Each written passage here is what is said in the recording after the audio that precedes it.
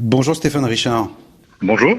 Je voulais commencer par une question, on va dire, philosophique. Selon vous, qu'est-ce que cette pandémie dit de notre modèle capitaliste, libéral, globalisé, et donc de nous en tant que société et groupe humain? Elle dit qu'on n'était pas préparé à un choc pareil. Je pense que le risque d'une épidémie, le risque infectieux avait un peu disparu des radars. Donc on a tous été... Mais est-ce que ça ne vous inspire pas quelques réflexions sur notre modèle libéral? Je sais pas si c'est le modèle libéral, parce que si vous voulez, le virus, il connaît pas le modèle libéral ou le modèle pas libéral. Finalement, les pays qui sont dans des modèles d'organisation, on va dire, qui sont pas ceux du capitalisme de marché, s'en sortent pas mieux que les autres. Hein. Donc, alors ensuite, effectivement, on peut toujours comparer, je dirais, les réactions des différents systèmes autocratiques, démocratiques, mais je ne sais pas s'il faut en tirer une conclusion sur ce que vous appelez le modèle libéral. D'ailleurs, qu'est-ce que c'est que le modèle libéral? Est-ce que la France est un pays libéral? J'en suis pas sûr. Oui, parlons plutôt effectivement du modèle globalisé. Est-ce que cette globalisation, cette circulation permanente des marchandises sur les 5 continents va pouvoir continuer telle qu'elle était avant la pandémie?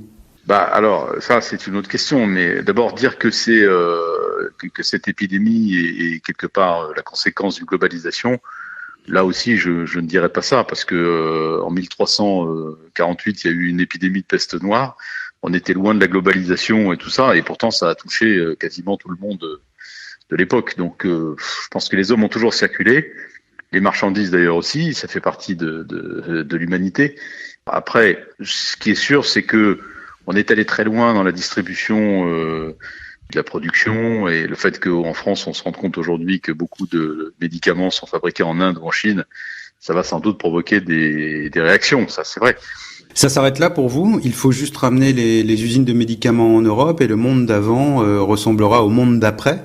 Je ne sais pas, si vous voulez, moi je pense que c'est peut-être un peu tôt pour tirer des leçons un peu définitives, mais qui est d'abord un certain questionnement, je dirais, sur en fait la perte de contrôle et la perte de souveraineté que chacun a pu constater sur les masques, sur les tests, sur les médicaments à l'occasion de cette crise. Ça, je crois que c'est vrai, ça sera salutaire. Donc je pense que notamment pour l'Europe, il y a des conséquences directes à en tirer. Après, il va y avoir sur le mouvement des personnes aussi des conséquences très lourdes, parce que je pense que notamment tous les pays qui ont une économie basée sur le tourisme vont être très très durement frappés, ils vont devoir se poser des questions. Le monde d'après, il va être aussi différent, parce que on a appris par la force et très vite dans cette crise à fonctionner sans présence physique dans beaucoup d'activités. Donc d'un certain point de vue, ça va être la digitalisation qui va aussi s'accélérer, qui s'est un peu imposé par la force des choses dans cette crise. Si vous regardez le télétravail, par exemple, c'est quand même très très impressionnant. Oui, je pense qu'il y a beaucoup de choses qui vont être questionnées, les environnements de travail, vous savez, les open space, les bureaux non affectés, toutes ces choses-là, la situation de ces employés qui passent des heures dans les transports publics pour aller à leur travail.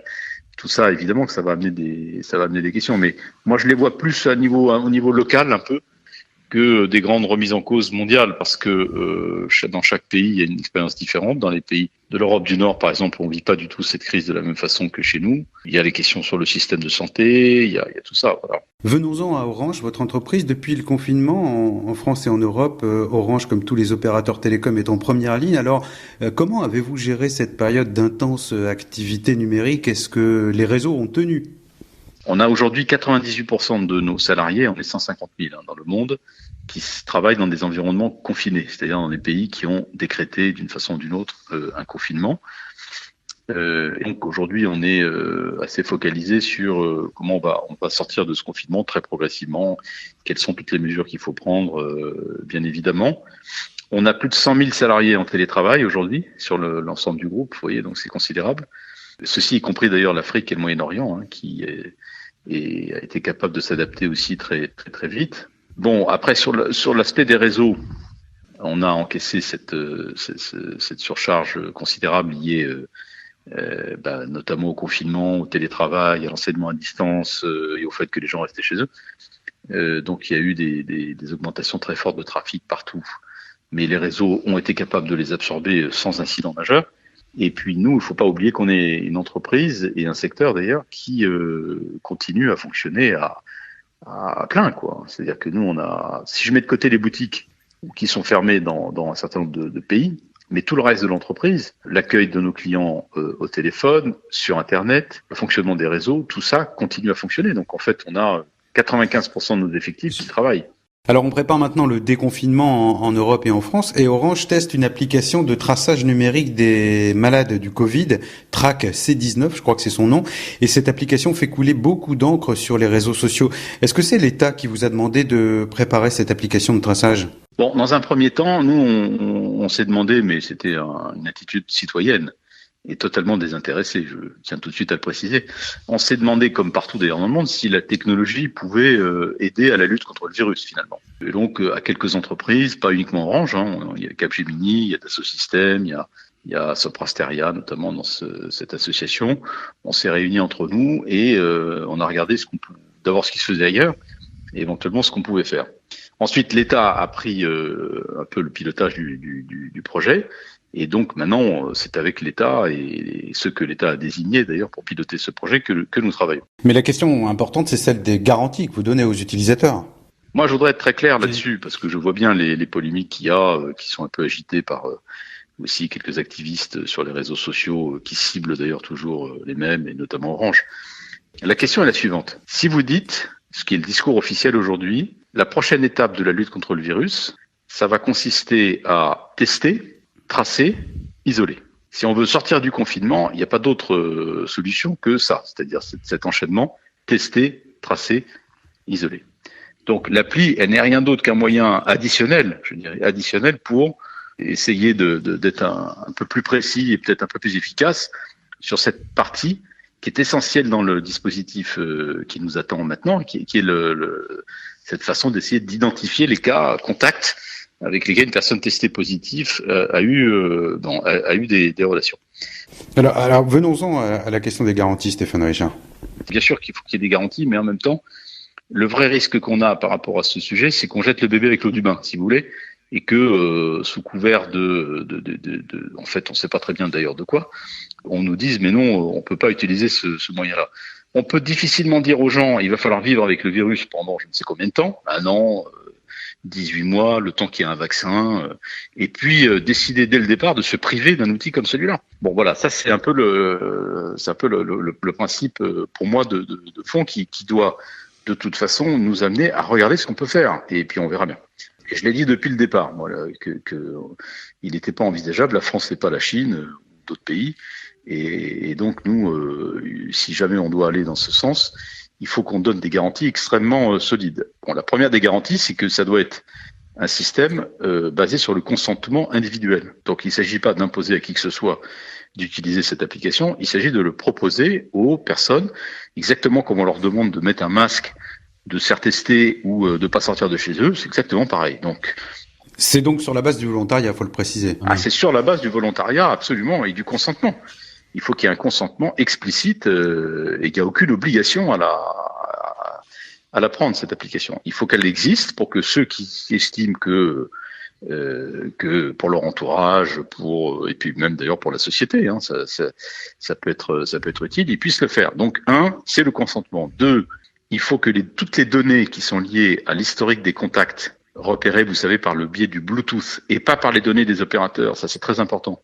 Nous n'utilisons pas les données GPS de géolocalisation des opérateurs dans cette application. On ne travaille que sur le lien qu'on appelle Bluetooth, qui est une fonctionnalité qui existe sur tous les smartphones et donc qui ne passe pas par les données des opérateurs. Donc, il faut que les données qui soient collectées, ces données soient, stockées dans un lieu qui présente toutes les garanties de protection et donc qui doit être public, évidemment, et sous le contrôle des autorités publiques. Et deuxièmement, il faut qu'on dise dès le départ que tout ça sera effacé dès que, je dirais, on estimera que la lutte contre le virus est suffisamment avancée, qu'on n'a plus besoin de cet outil. Est-ce que vous allez faire tout ça, Stéphane Richard, en toute transparence? Est-ce que les protocoles seront rendus publics? Est-ce que les données seront accessibles à tous les Français qui le souhaitent, et ce, afin d'atténuer les suspicions? Bien sûr. Une fois de plus, c'est l'État qui pilote ce processus, et donc c'est l'État qui aura le dernier mot et qui dira ce qu'il faut faire, y compris en termes de transparence. Mais nous, on est bien évidemment au service de l'État, prêt à tout mettre sur la table, bien évidemment, et à montrer que les garanties dont on parle, elles sont effectives. C'est pas juste des mots. Donc, je pense vraiment que c'est un processus qui est très, très encadré. Nous, on a dit depuis le départ que on était dans le cadre du règlement européen, du RGPD, que on se plaçait sous le contrôle de la CNIL. Bien, voilà. Donc, je ne vois pas très bien ce qu'on peut faire de plus que tout ça. Et sauf à dire, une fois de plus, que l'idée même qu'il puisse y avoir l'utilisation du téléphone pour peut-être essayer d'améliorer un peu l'efficacité de la lutte contre le virus est une idée insupportable. Elle est peut-être insupportable à certaines personnes qui s'expriment beaucoup sur les réseaux sociaux, mais dans ce cas-là, personne ne les obligera à télécharger l'application. Mais bon, c'est peut-être pas une raison non plus pour imposer ce point de vue d'une toute petite minorité à l'ensemble de la population. Et dernière chose, moi j'observe que les scientifiques, les autorités de santé, elles sont très favorables au principe de cet outil. Si vous interrogez les épidémiologistes, les médecins, ils sont au contraire très favorables à ça, parce qu'ils considèrent que ça peut aider. Je ne dis pas que c'est la panacée du tout, mais ça peut aider. Stéphane Richard, le ministre français de l'économie Bruno Le Maire affirmait récemment qu'aucune des entreprises qui font appel à l'État pour leur trésorerie ne devra verser de dividendes. Or, Orange maintient son dividende, même si elle le réduit d'un tiers. Est-ce que ça veut dire que vous ne faites pas appel à l'aide de l'État en ce moment? Oui, d'abord, ça veut dire qu'effectivement, on ne fait pas appel à l'État du tout. On n'a aucun financement de l'État, on ne fait pas appel d'abord au chômage partiel. Donc, on n'a pas d'argent public là, et on ne fait pas, évidemment, encore moins appel aux prêts garantis par l'État dont on n'a pas besoin. Donc, on remplit tout à fait cette condition-là. Par ailleurs, la décision qui a été prise sur le dividende, qui est une réduction, vous imaginez bien qu'elle a été prise en plein accord avec l'État, puisque l'État est notre principal actionnaire. Oui, l'État est content de vous voir verser un dividende, finalement. Je ne sais pas si on peut dire ça, vous savez, mais en tout cas, si on regarde posément la situation, on voit que les opérateurs télécoms vont être affectés par cette crise, bien évidemment, mais ils vont être moins affectés que d'autres secteurs d'activité, chacun peut le comprendre. Deuxièmement, pour cette raison-là, et parce qu'on est une entreprise responsable, nous ne faisons pas appel aux fonds publics pour traverser cette crise.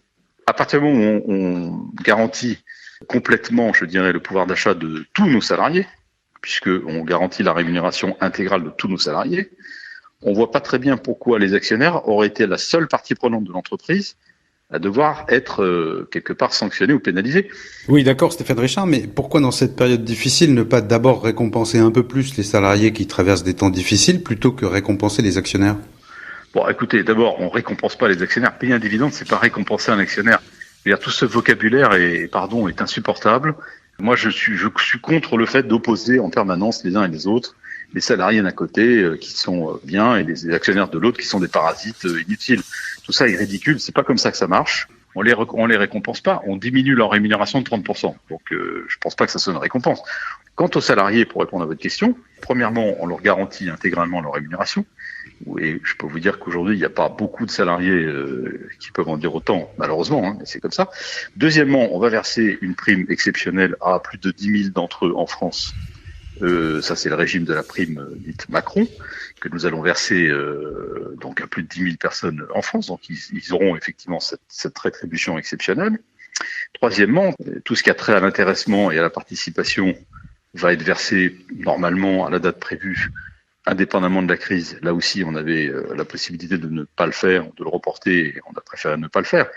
Donc, je dois dire que le souci numéro 1 pour moi a été vraiment de protéger nos salariés financièrement et évidemment physiquement aussi pour ceux qui ont à sortir, aller sur le terrain. Et donc ça, c'est toute la question de la protection des salariés. Mais ça a été le souci numéro 1.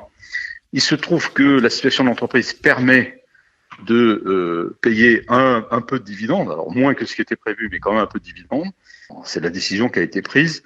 par le conseil d'administration, y compris avec évidemment l'assentiment de l'État. Venons-en maintenant à la partie africaine. Stéphane Richard, je rappelle que vous êtes le PDG de Orange. Votre filiale africaine est très importante pour le groupe. J'imagine qu'elle a dû, elle aussi, faire face à une hausse du trafic, une hausse d'activité ces dernières semaines et ces derniers mois. Comme partout, si vous voulez, en Afrique, les conséquences de cette crise, ça a été une surcharge très forte sur les réseaux. Donc, on a des hausses de trafic. Alors, c'est plutôt sur les réseaux mobiles parce que c'est par là que l'essentiel du trafic passe en Afrique. Et donc, on a des hausses qui sont comprises entre 15 et 50% selon les pays du trafic. Ça s'est bien passé. Il n'y a pas eu là non plus de rupture. Il n'y a pas eu d'alerte particulière. On a dû augmenter très rapidement la capacité des liens internationaux. C'est ce que je disais, notamment sur les câbles sous-marins. Est-ce que la baisse d'activité professionnelle dans vos marchés africains, Sénégal, Côte d'Ivoire par exemple, ne va pas impacter vos résultats? Si, bien sûr, on aura un impact globalement significatif sur nos résultats partout, en Afrique et ailleurs. Alors, je vais vous citer 2 ou 3 illustrations de ça. Il y a évidemment les clients entreprises, comme vous l'avez dit, qui souffrent énormément et qui donc du coup, certains ne pourront pas payer, d'autres demandent des délais ou des reports. Donc bien évidemment qu'on s'attend à des difficultés du côté de nos clients entreprises. On va essayer de les accompagner le mieux possible dans la crise elle-même. Et en particulier, on a pris la décision de nous couper les services à personne dans la période actuelle. Bon, donc, mais c'est sûr qu'il y aura une conséquence. Un autre exemple, c'est le roaming. Vous savez, le roaming, c'est le trafic qui est lié au déplacement en fait des personnes. Il n'y a plus de déplacement, donc évidemment, il n'y a plus de roaming. Et ça, c'est une poche, disons, de revenus importante, quasiment à l'arrêt. Donc oui, bien sûr, on aura un impact sur le chiffre d'affaires et sur la marge du groupe assez important. Alors, vous n'allez pas couper la communication pour vos clients professionnels qui ne payent pas les factures, vous l'avez dit, mais pour ceux qui utilisent les cartes prépayées, est-ce que vous allez faire un geste commercial? Pour ces clients-là, ce que nous avons fait, c'est qu'on a donné, alors il y a eu plein de choses qui ont été faites dans tous les pays, je ne vais pas rentrer dans les détails, mais on a donné, dans beaucoup de cas, de la gratuité sur de la voix ou sur l'Internet mobile au maximum de nos clients pour qu'ils ne soient pas pénalisés, je dirais, dans cette période.